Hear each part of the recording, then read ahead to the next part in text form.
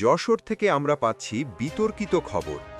দাঁড়িপাল্লা প্রতীকের মিছিলের সময় লাঙল প্রতীকের প্রচার গাড়িতে হামলার অভিযোগ উঠেছে। আসুন বিস্তারিত জানি কি ঘটেছে এবং কাদের অভিযোগ করেছেন।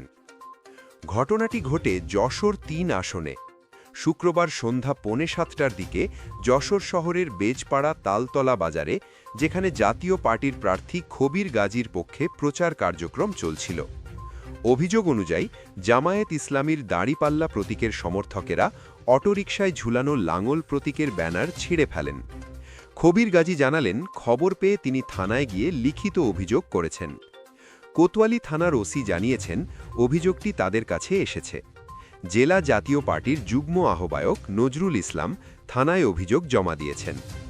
অন্যদিকে জামায়াত ইসলামী যশোর জেলার নির্বাচন পরিচালক গোলাম কুদ্দুস বলেন, মিছিল যাওয়ার পথে লাঙল প্রতীকের গাড়িটি রাস্তার ওপর ছিল।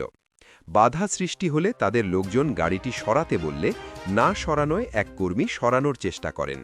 এই সময় টান লাগার কারণে ব্যানার কিছুটা ছিঁড়ে যায়।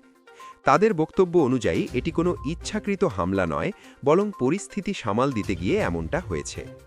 এ ঘটনায় এলাকায় উত্তেজনা দেখা দিয়েছে। রাজনৈতিক দলগুলোর মধ্যে অভিযোগ প্রত্যাখ্যান চলছে। স্থানীয়রা বলছেন, নির্বাচনী সময়ে এমন সংঘাত আরও ঘন হতে পারে, তাই শান্তি বজায় রাখা খুবই জরুরি। পুলিশ জানিয়েছে তারা ঘটনার সুষ্ঠু তদন্ত করছে এবং দুই পক্ষের বক্তব্য রেকর্ড করছে। আপনি কি মনে করেন, এই ঘটনায় দায় কার? আমাদের কমেন্টে জানাতে ভুলবেন না। ভিডিওটি লাইক, শেয়ার এবং খবরবিন্দু চ্যানেল সাবস্ক্রাইব করুন, যাতে আপনি পান সর্বশেষ রাজনৈতিক ও স্থানীয় খবর সরাসরি।